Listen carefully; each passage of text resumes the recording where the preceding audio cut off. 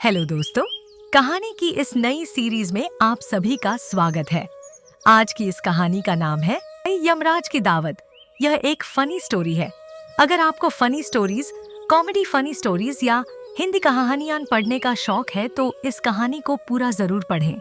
एक दिन की बात है, गेंदा सेठ गुस्से से बड़बड़ाते हुए जंगल की ओर चले जा रहे थे। मेरी पत्नी अपने आप को पता नहीं क्या समझती है। जरा सा भोजन क्या कर लेता हूँ, आसमान सर पर उठा लेती है।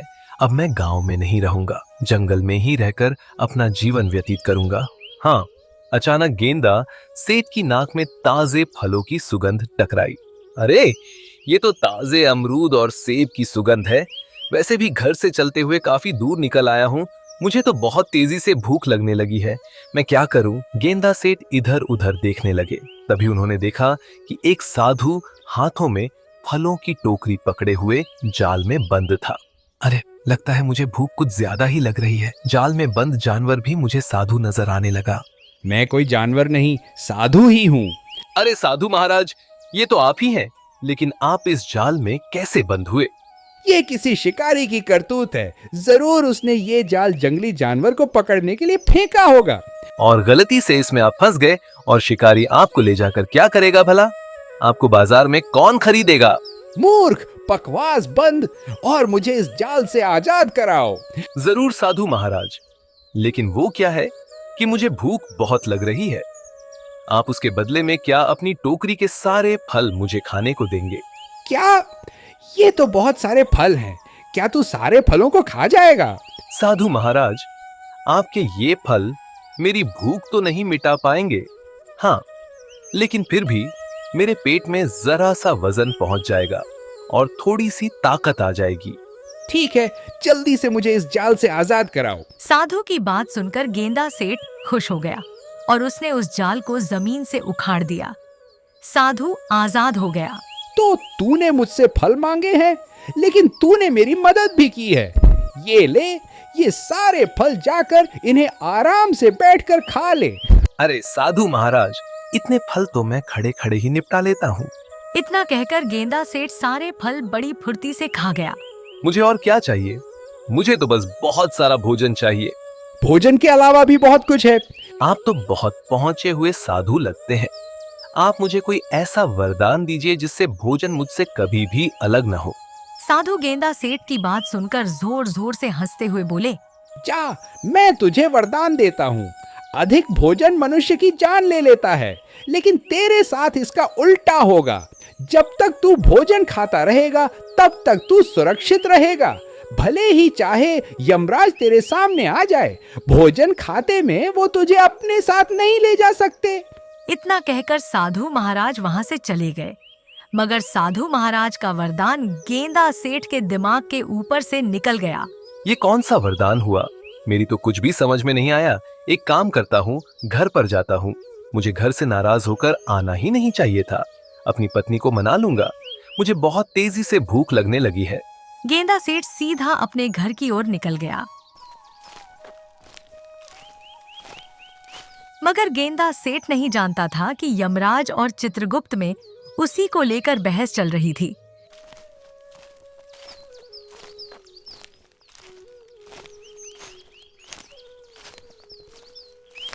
लाओ चित्रगुप्त, पृथ्वी पर उन इंसानों की लिस्ट मुझे जल्दी से दो जिनकी आत्माओं को आज मुझे खींच कर लाना है। पृथ्वीवासियों को पता चलना चाहिए कि यम हैं हम। ये लीजिए यमराज। यमराज चित्रगुप्त की लिस्ट को देखते हुए आश्चर्य से बोले, ये क्या चित्रगुप्त, तुमसे कितनी बार कहा है कि तुम्हारा ध्यान अब काम से भटक रहा है। इस लिस्ट में तो सिर्फ एक ही इंसान का नाम है, गेंदा सेठ। यमराज, ये एक इंसान बहुत से इंसानों के बराबर है। आप इसे नहीं जानते। तो तुम ये कहना चाहते हो चित्रगुप्त कि हम कुछ नहीं जानते? शायद तुम भूल रहे हो कि यम हैं हम सब कुछ जानते हैं। क्या खाक जानते हैं आप? अरे, पिछली बार आप एक 60 वर्षीय मनुष्य की आत्मा को उसके शरीर से खींचकर यहाँ ले आए थे। बाद में पता चला कि उसकी आयु 100 वर्ष की थी। उसमें गलती मेरी नहीं बल्कि तुम्हारी थी चित्रगुप्त। तुम्हारा ध्यान अब काम की तरफ कम बल्कि नाचती अप्सराओं की तरफ ज्यादा होता है।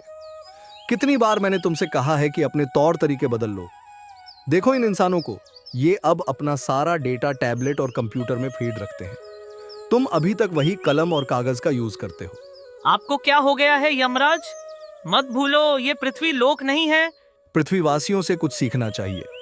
इंसानों ने टेक्नोलॉजी में कितनी ज्यादा तरक्की कर ली है, तुम्हें कुछ अंदाजा भी है? वो सब छोड़िए यमराज, जाइए इस गेंदा सेठ की आत्मा को खींचकर यहाँ लाइए। इस गेंदा सेठ ने पृथ्वीवासियों का जीना हराम कर रखा है।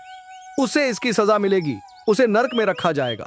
तुम यहीं रुको चित्रगुप्त, मैं अभी कुछ देर में उसकी आत्मा उसके शरीर से खींच कर लाता हूं और अपने हाथों से उसकी आत्मा को नर्क में डालूंगा, क्योंकि गेंदा सेठ शायद नहीं जानता कि यम हैं हम। इतना कहकर यमराज वहां से गायब हो गए। इधर गेंदा सेठ आराम से गहरी नींद सो रहा था। तभी अचानक वहां पर यमराज प्रकट हो गए। सो रहा है मूर्ख, आंखें खोल, तेरे सामने यमराज खड़े हैं। मगर गेंदा सेठ बहुत ही गहरी नींद में था। उसके खर्राटे और ज्यादा तेज हो गए। आंखें खोल मूर्ख मनुष्य, तेरे सामने यमराज खड़े हैं। अरे मेरी आवाज सुनकर तो बड़े बड़े सूरमाओं के रोंगटे खड़े हो जाते हैं, मगर तू टस से मस नहीं हो रहा। तू जानता नहीं है कि यम है हम। पता नहीं मुझे ऐसा क्यों लग रहा है जैसे कि कोई बोल रहा है कि बबल गम है हम। बबल गम नहीं मूर्ख, यम है हम, यम है हम। अचानक गेंदा सेठ की आंख खुल गई और वो यमराज की तरफ गौर से देखने लगा। देख क्या रहा है मूर्ख मनुष्य, अपनी आंखों से मुझे देखकर तेरी सिट्टी पिट्टी गुम हो गई ना? अब तो तुझे यकीन हो गया कि तेरे सामने वास्तव में यमराज खड़े हैं। तेरा समय आ गया है, अब जल्दी से मेरे साथ चलने के लिए तैयार हो। मैंने सुना तो था कि अगर रात के समय मिर्ची की सब्जी ज्यादा खा लो तो सोते हुए सपने खराब आते हैं। आज विश्वास भी हो गया, मुझे वो मिर्ची वाली सब्जी खानी नहीं चाहिए थी। कल से मैं थोड़ी कम मिर्ची खाऊंगा, तब मुझे अच्छे अच्छे सपने आएंगे। ये जो कुछ भी तू देख रहा है मूर्ख मनुष्य, वो सपना नहीं बल्कि सत्य है। तेरे सामने वास्तव में यमराज खड़े हैं। इतना कहकर यमराज ने एक चांटा गेंदा सेठ के गाल पर जड़ दिया। अरे मेरे सामने तो वास्तव में ही यमराज खड़े हैं। हाँ गेंदा सेठ, ये मैं ही हूँ यमराज। अब तुझे पता लगेगा कि यम है हम। गेंदा सेठ यमराज को देखकर रोते हुए बोला, मुझे मत ले जाओ यमराज, अभी मैंने इस संसार में देखा ही क्या है। मूर्ख, इस संसार में तू पूरे 50 वर्ष बिता चुका है और मैंने सुना है कि इन 50 वर्षों में तूने 50,000 लोगों का जीना हराम कर रखा है। अब और लोगों को परेशान करना चाहता है। अचानक गेंदा सेठ के मन में उस साधु का विचार आ गया और वह मन ही मन अपने आप से बोला, उस साधु ने भी आज यमराज का ही जिक्र किया था। हो ना हो वो पहुंचा हुआ साधु इस बारे में जरूर कुछ जानता होगा। मुझे उसके वरदान के बारे में गहराई से सोचना होगा। जरूर उसके वरदान में कुछ न कुछ छुपा हुआ है। गेंदा सेठ साधु के वरदान के बारे में गहराई से सोचने लगा और उसकी आंखों के सामने साधु के दृश्य घूम गए। जा, मैं तुझे वरदान देता हूँ। अधिक भोजन मनुष्य की जान ले लेता है, लेकिन तेरे साथ इसका उल्टा होगा। जब तक तू भोजन खाता रहेगा तब तक तू सुरक्षित रहेगा। भले ही यमराज तेरे सामने क्यों ना आ जाए, भोजन खाते वक्त वो तुझे अपने साथ नहीं ले जा सकते। गेंदा सेठ मन ही मन बोला, समझ गया, मुझे यमराज के सामने रोना नहीं चाहिए, बल्कि कोई योजना सोचनी चाहिए। जब आप मेरे सामने आ ही गए हैं यमराज, तो फिर आपके सामने मेरी क्या ही चल सकती है। लेकिन मेरे एक प्रश्न का उत्तर तो आप दे ही सकते हैं ना? मैं एक प्रश्न का उत्तर नहीं बल्कि सैकड़ों प्रश्नों के उत्तर दे सकता हूँ, क्योंकि यम है हम। मैंने सुना है ईश्वर दूसरों को भोजन खिलाने से बहुत प्रसन्न होते हैं, क्या ये सत्य है? बिल्कुल सत्य है। तो फिर क्या आप मुझे भोजन नहीं खिलाएंगे? मुझे बहुत तेजी से भूख लगी है। मुझे देखकर लोगों की भूख मर जाती है। पहली बार ऐसे इंसान को देख रहा हूं जिसके सामने यमराज खड़ा है और उसे भूख लग रही है। मैं तेरी आखिरी इच्छा को अवश्य पूरी करूंगा, क्योंकि तूने मेरे सामने ईश्वर का नाम लिया है और तू तो अब समझ ही गया होगा कि यम है हम। इतना कहकर यमराज ने अपनी शक्तियां सामने की ओर कर दी। शक्तियों में से सफेद रंग की किरणें फूटने लगीं और गेंदा सेठ के सामने एक से एक लजीज व्यंजन गौ को रखे हुए थे। लिखा ले आखिरी भोजन, उसके बाद तुझे मेरे साथ खिलना ही हो गए। एक शर्त पर मैं इस भोजन को हाथ लगाऊंगा। अगर मेरा इस भोजन को खाकर पेट भर जाएगा, तभी आप मेरे शरीर से मेरी आत्मा खींचोगे, भूखे पेट नहीं। क्या ये वादा करते हो आप? अरे तेरे सामने 20 व्यक्तियों का भोजन रखा है मूर्ख मनुष्य। फिर भी मैं वचन देता हूँ, क्योंकि यम है हम। यमराज की बात सुनकर गेंदा सेठ के होठों पर रहस्यमयी मुस्कान आ गई। गेंदा सेठ कुछ ही देर में सारा भोजन छट कर गया। मेरा कुछ भला नहीं हुआ यमराज। यमराज ने उससे भी अधिक भोजन उसके सामने रख दिया। देखते ही देखते गेंदा सेठ ने वो सारा भोजन भी खा गया। थोड़ा और लाइए यमराज। तूने मुझे क्या अपना गुलाम समझ रखा है? मैं यहाँ तेरी आत्मा खींचने आया हूँ, तुझे भोजन कराने नहीं। लेकिन आपने तो वचन दिया था। अब मैं तेरे सामने इतना अधिक भोजन रखूंगा जिसकी तूने कल्पना भी नहीं की होगी, मगर इसके लिए मुझे कुछ देर के लिए यहाँ से जाना होगा। इतना कहकर यमराज वहां से गायब हो गए। तुरंत चित्रगुप्त के पास पहुंचे। चित्रगुप्त भोजन कर रहा था। यमराज, आप खाली हाथ आए हैं? गेंदा सेठ की आत्मा कहाँ है? सवाल मत करो चित्रगुप्त, सवाल करने का अधिकार सिर्फ हमारा है, क्योंकि यम हैं हम यहाँ से बहुत सारा भोजन ले जाने के लिए आए हैं। यमराज ने चित्रगुप्त का और वहां रखा सारा भोजन लेकर गेंदा सेठ के सामने रख दिया। अब देखता हूँ तेरा पेट कैसे नहीं भरता।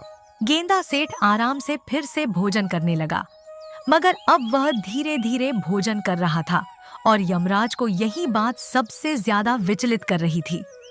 तभी यमराज के कानों में चित्रगुप्त की आवाज टकराई। यमराज, इसने आपको मूर्ख बना दिया है। कितनी बार कहा है आपको कि अपने काम पर ज्यादा ध्यान दीजिए, न कि इस बात पर कि यम है हम। अरे, पृथ्वी लोक पर इस भुक्कड़ का पेट कोई नहीं भरवा सकता और आप यहाँ का भी सारा भोजन ले गए।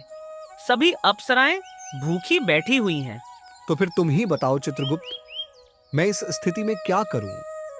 मैंने इसे वचन दिया है, मैं तो फंस चुका हूं। अरे, वचन के बाद ईश्वर से क्षमा मांग लेना और इसकी भोजन करते ही प्राण खींच लो। शायद तुम सही कहते हो, मुझे इस मनुष्य ने मूर्ख बना दिया है। इसे इसकी सजा जरूर मिलेगी, क्योंकि शायद यह अभी तक नहीं जानता कि यम हैं हम। यमराज ने जैसे ही अपनी गदा से गेंदा सेठ के प्राण खींचने की कोशिश की, तभी उनकी शक्तियां उल्टा यमराज के ही सिर पर पड़ गया। ये कैसे संभव हो सकता है? ऐसा पहली बार हुआ है कि मेरी गदा मेरे ही सिर पर पड़ गया। यमराज क्रोधित होकर गेंदा सेठ की ओर देखकर बोले, मुझे बता मूर्ख मनुष्य, तेरे प्राण मैं क्यों नहीं खींच पा रहा हूँ? आप मेरे प्राण चाहकर भी नहीं खींच सकते यमराज, क्योंकि मुझे वरदान मिला हुआ है कि भोजन करते हुए यदि मेरे सामने यमराज भी आ जाए, तब भी वे मुझे अपने साथ नहीं ले जा सकते। वरदान? जहां तक मैं जानता हूं तूने तो सिर्फ लोगों को परेशान किया है। आखिर तुझे वरदान किसने दिया? एक साधु ने मुझे वरदान दिया है। आखिर वो साधु तुझे वरदान देने वाला होता कौन है? वरदान देने से पहले उसे मुझसे पूछ तो लेना चाहिए था। साधु महाराज, वरदान देने से पहले आपसे क्यों पूछेंगे? तभी वहां पर वही साधु प्रकट हुए और मुस्कुराते हुए यमराज से बोले, क्या हुआ यमराज? आप इतने क्रोधित क्यों नजर आ रहे हैं? यमराज ने क्रोधित होते हुए सारी घटना साधु को बता दी। आपको कुछ गलतफहमी हो गई है यमराज। गेंदा सेठ की आयु अभी 50 वर्ष है, जबकि ईश्वर ने इसकी आयु 100 वर्ष लिखी है। ऐसे कैसे संभव हो सकता है? मेरे पास चित्रगुप्त का दिया हुआ लेटर है, ये देखिए। मुझे लगता है आप इस लेटर को स्वयं देखिए। यमराज ने जैसे ही उस लेटर को देखा, उसमें गेंदा की आयु 100 वर्ष लिखी हुई थी। जब मैं पृथ्वी पर आया था तब तो इसकी आयु 50 वर्ष लिखी हुई थी। हाँ, लेकिन जब मैंने इसे वरदान दिया तब ईश्वर ने इसकी आयु के 50 वर्ष और बढ़ा दिए। शायद चित्रगुप्त लिखना भूल गए। ठीक है गेंदा सेठ, अभी तो मैं जाता हूं, लेकिन 50 वर्ष बाद मैं जरूर आऊंगा और उसके बाद मैं तेरी बातों में नहीं आऊंगा। वो सब तो बहुत बात की बात है यमराज, लेकिन आप जो भोजन लेकर आए हैं वो बहुत ही स्वादिष्ट है। इतना स्वादिष्ट भोजन तो मैंने पृथ्वीलोक में भी नहीं खाया। क्या आप थोड़ा सा भोजन और ला सकते हैं? गेंदा सेठ की बात सुनकर यमराज क्रोधित हुए और वहां से गायब हो गए, साथ ही साथ साधु भी। जो भी हो, इतना तो मुझे पता लग गया है कि दूसरों की सहायता जरूर करनी चाहिए। आज सुबह मैंने साधु महाराज की सहायता की और देखो कितना अधिक भोजन खाने को मिला। भोजन समाप्त करके गेंदा सेठ आराम से वहां पर खर्राटे लेकर सो गया।